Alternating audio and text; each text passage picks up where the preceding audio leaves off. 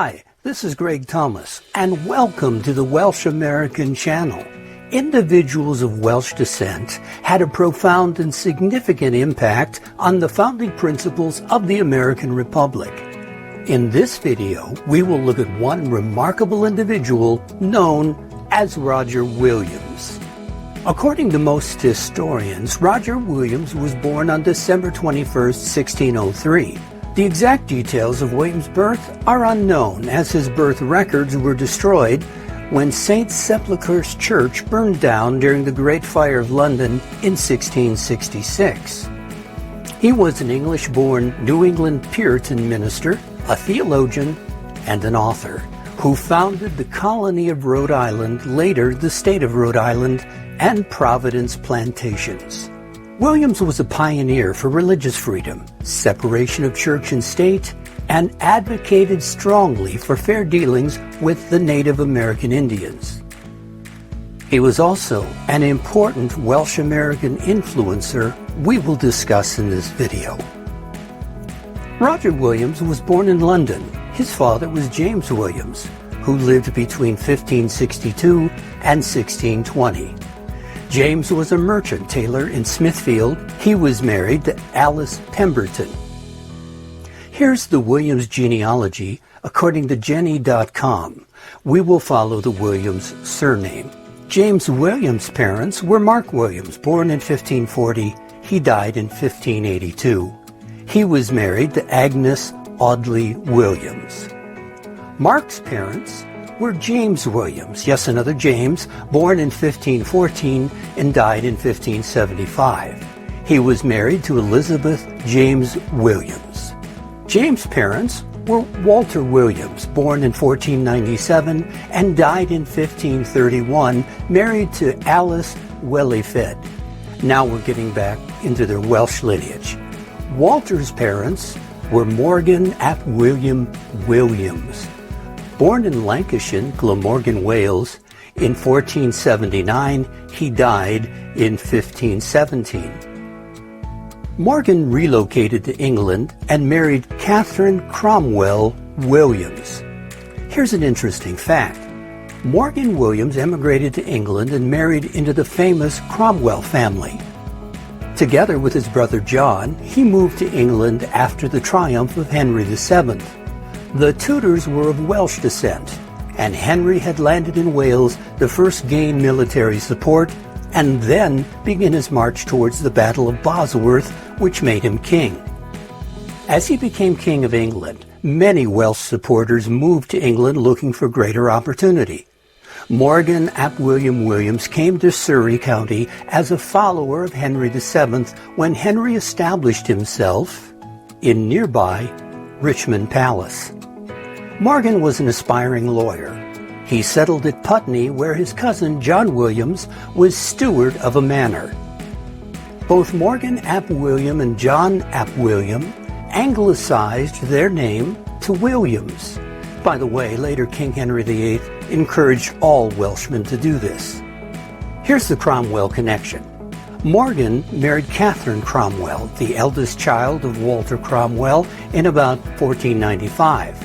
Morgan's wife Catherine was the sister to none other than Thomas Cromwell, Earl of Essex. Thomas Cromwell served as chief minister to King Henry VIII from 1534 to 1540 until he was beheaded on orders of the king. Here's another fascinating connection. Morgan and Catherine's son Richard worked for Thomas Cromwell and changed his name from Williams to Cromwell to honor his uncle and console him after two of his children died. Richard was the great-grandfather of Oliver Cromwell.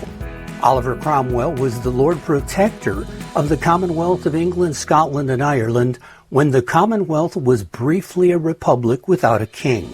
So Roger Williams was a contemporary of Oliver Cromwell, and as fellow Puritans, they knew each other. What we can know is that Roger Williams had an ancient Welsh lineage and also a link to the influential Cromwell family.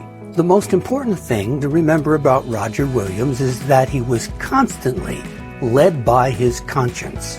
His religious views would change throughout his entire lifetime. At an early age, Williams had a spiritual conversion which greatly displeased his father.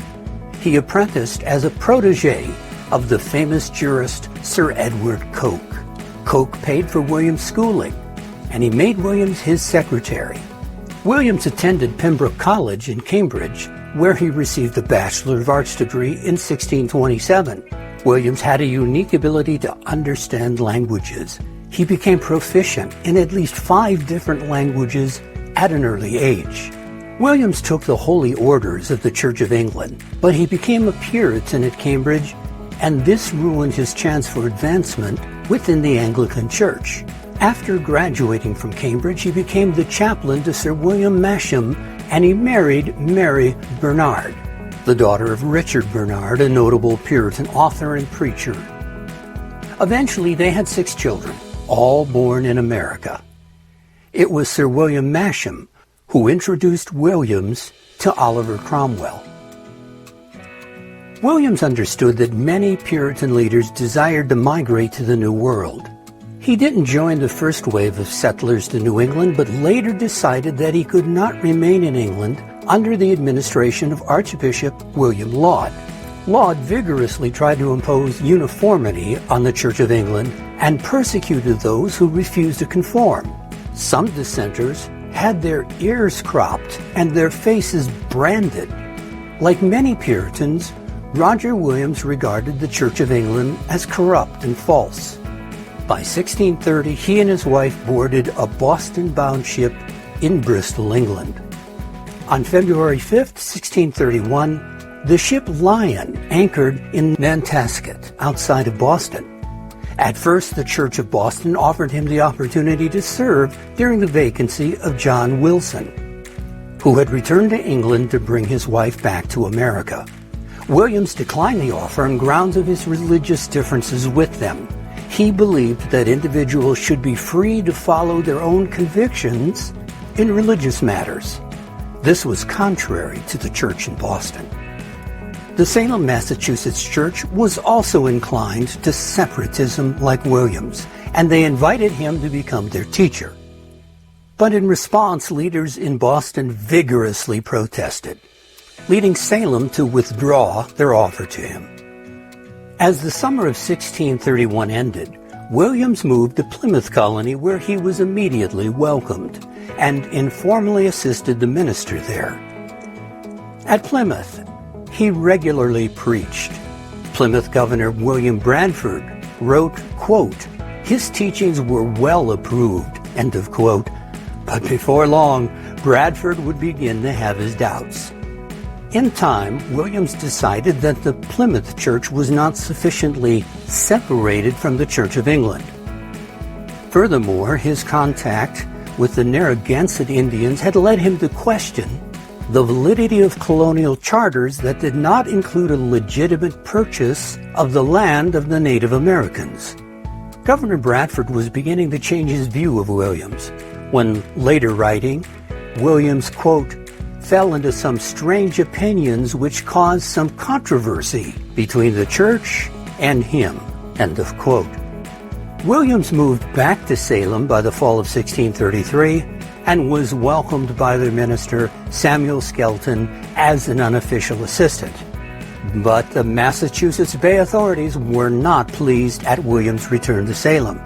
In December of 1633, they summoned him to appear before the General Court in Boston to defend a tract he had written attacking the king and their treatment of the native tribes. The issue was smoothed over, and the tract was probably burned because none exist today. In August of 1634, Williams became acting pastor of the Salem Church, as Pastor Skelton had died. In March of 1635, however, he was again ordered to appear before the General Court, and he was summoned yet again for the court's July term to answer for, quote, erroneous and dangerous opinions, end of quote. The court finally ordered that he be removed from his church position. However, Williams continued stirring the pot with Massachusetts authorities. Finally, in October of 1635, the General Court tried Williams and convicted him of sedition and heresy. They declared that he was spreading, quote, diverse, new, and dangerous opinions, end of quote, and they ordered that he be banished. The execution of the order was delayed because Williams was ill and winter was approaching. So he was allowed to stay temporarily, provided that he ceased publicly teaching his opinions. But Williams did not comply with this demand, and the sheriff came in January 1636 only to discover that he had slipped away 3 days earlier during a blizzard. He traveled 55 miles on foot through the deep snow from Salem to Raynham, Massachusetts, where the local Wampanoag tribe offered him shelter at their winter camp. Williams was a guest there for 3 months until the spring. In the spring of 1636, Williams and a number of others from Salem began seeking a new settlement on land which he had bought from the Massasoit tribe in Rumford, Rhode Island. After settling there, however, a letter arrived from Plymouth Governor William Bradford warning him that he was still within the jurisdiction of the Plymouth colony, and his presence there might antagonize the leaders in Boston. Williams and his party moved even further away. The settlers then continued eastward along the Providence River, where they encountered a cove and freshwater spring. Finding the area suitable for settlement, Williams acquired the tract of land from the co-chiefs of the Narragansett native people. Here, Williams and his followers established a brand new permanent American settlement. Convinced that divine providence had brought them there, they named it Providence Plantations. Williams wanted Providence Plantations to be a sanctuary for those, quote, distressed of conscience, end of quote. And it soon attracted a growing number of individuals who did not agree with the religious leaders in Massachusetts Bay. Here Roger Williams established the foundation of democratic principles later borrowed by the founding fathers of the United States. For example, from the beginning, a majority vote of the heads of households governed the new settlement, but only regarding civil matters. Newcomers could be admitted to full citizenship by a majority vote. In August of 1639, a new town agreement again restricted the government to civil matters only. This idea only grew further because in 1640, 39 freemen, that's men who had full citizenship and voting rights, signed yet another agreement that declared their determination, quote, still to hold forth liberty of conscience, end of quote. The result is that Roger Williams founded the first location in modern history where citizenship and religion were completely separate, providing religious liberty and the separation of church and state. This was combined with the principle of the majority deciding important civil matters, known today as majoritarian democracy. In November of 1637, the General Court of Massachusetts exiled a number of families, including Anne Hutchinson and her followers. Her theology was that direct personal revelation was superior to the belief that the Bible was the final authority concerning divine revelation. This obviously caused a controversy and the expulsion of Hutchinson and others. John Clark was among her supporters, and he learned from Roger Williams that Rhode Island might be purchased from the Narragansetts. Williams helped Clark to make the purchase along with William Coddington and others, and they established the settlement of Portsmouth. In the spring of 1638, some of those settlers split away and founded the nearby settlement of Newport, also situated on Rhode Island, now called Aquidneck. Ezekiel Holloman baptized Williams in late 1638 with about 12 others.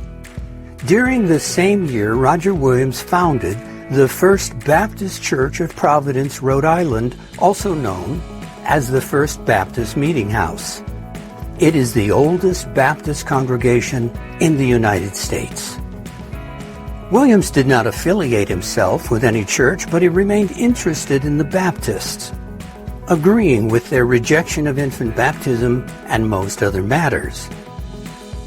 Williams developed both firm friendships and deep trust among the Indian tribes, especially the Narragansetts. He was able to keep the peace between the Indians and the colony of Rhode Island for nearly 40 years by his constant mediation and negotiation. The Indians trusted Williams more than any other colonist, and he proved trustworthy. In 1641, the Massachusetts Bay Colony passed laws sanctioning slavery. In response, under Williams' leadership, Providence Plantations passed a law in 1652 restricting the amount of time for which an individual could be held in servitude, and tried to prevent the importation of slaves from Africa. Williams decided to return to England for a visit. He arrived in London in the midst of the English Civil War. Puritans held power in London, and he was able to obtain a patent or charter through Parliament which granted the towns of Providence, Portsmouth, and Newport a free and absolute charter of incorporation with, quote, full power and authority to rule themselves, end of quote. Williams was supported by influential colonial governor and politician Sir Henry Vale the Younger, despite strenuous opposition from Massachusetts agents in London. Williams published his most famous book, entitled The Bloudy Tenet of Persecution for Cause of Conscience. He caused a great stir when he wrote this book. Williams argues that Christianity requires the existence of a separate civil authority which may not generally infringe upon the liberty of conscience, which Williams interpreted to be a God-given right.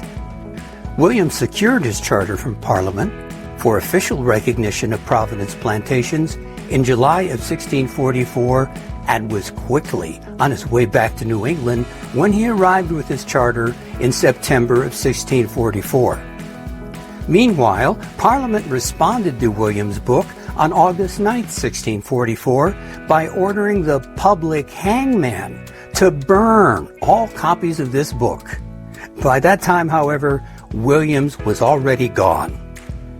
It took Williams several years to unify the settlements of Narragansett Bay under a single government, given the opposition of some religious settlers who disliked him.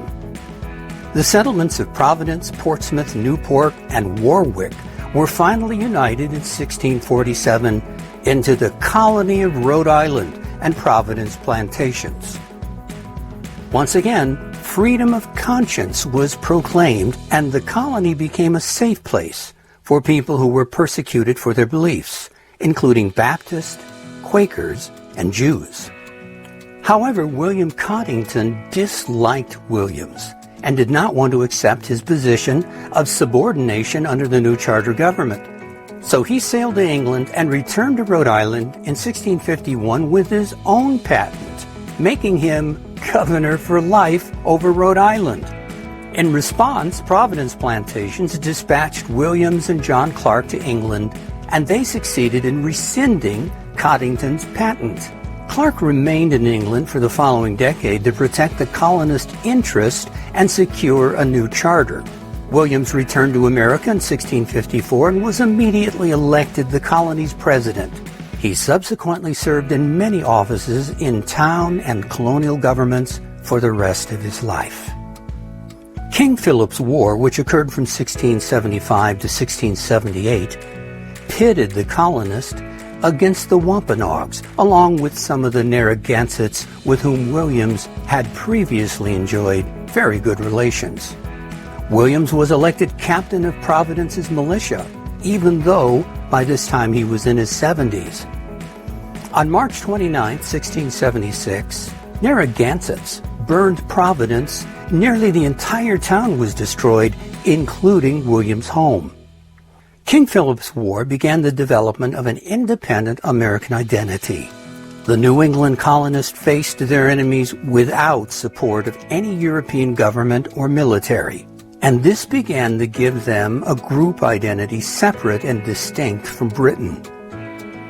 The war was devastating to both sides. The official fighting ended in the Northern Theater with the Treaty of Casco in 1678.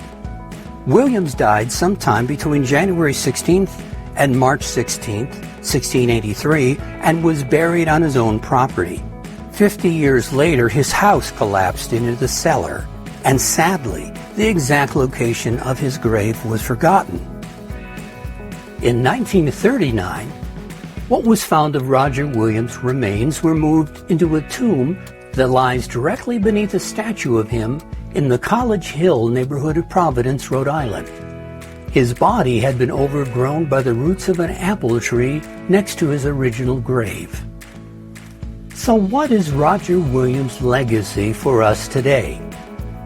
Williams was a staunch advocate for the separation of church and state.